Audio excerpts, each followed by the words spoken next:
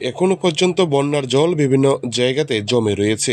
2024 সালে দুর্গাপূজার আগে এই ধরনের বন্যা গোমতী জেলাবাসীকে ভাসিয়ে দিয়েছে।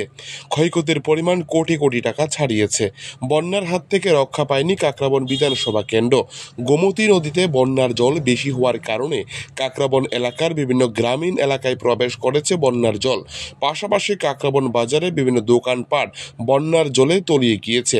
বিভিন্ন জেটি কাকরাবন সেতুর মধ্যে বেঁধে রাখা হয়েছে। চারদিকে শুধু বন্যার জলের হাহাকার শুরু হয়েছে। শালঘোড়া এলাকার বিভিন্ন জায়গায় রাস্তার পাশে তাঁবু তৈরি করে ঘুমাচ্ছে বহু মানুষ। এই ধরনের বহু খবর প্রতিনিয়ত উঠে আসছে আমাদের কাছে। বর্তমানে কাকরাবন সেতুর কি অবস্থা রয়েছে এবং গোমতী নদীর গতি প্রকৃতি কি তা সরজমিনে গ্রাউন্ড জিরো থেকে তুলে ধরা হচ্ছে আমাদের সংবাদ প্রতিনিধির ক্যামেরার মধ্য দিয়ে। উদয়পুর থেকে নিজস্ব প্রতিনিধি রিপোর্ট, টিভি 100 বাংলা।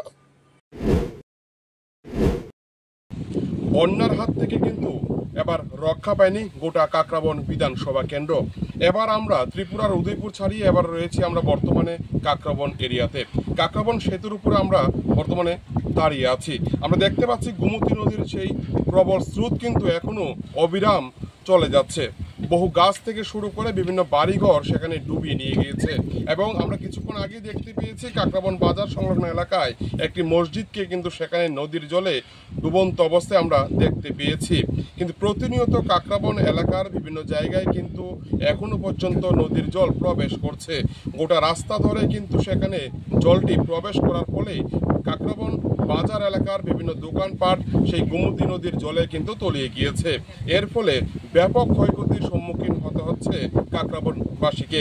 ইতিমধ্যেই রাজ্য সরকারের পক্ষ থেকে জেলা প্রশাসনকে নির্দেশ দেওয়া হয়েছে গোটা কাকরাবন এরিয়াকে কিন্তু সেখানে যেন তদন্ত করে কতটুকু ক্ষতি হয়েছে তার রিপোর্ট জমা দেওয়ার জন্য।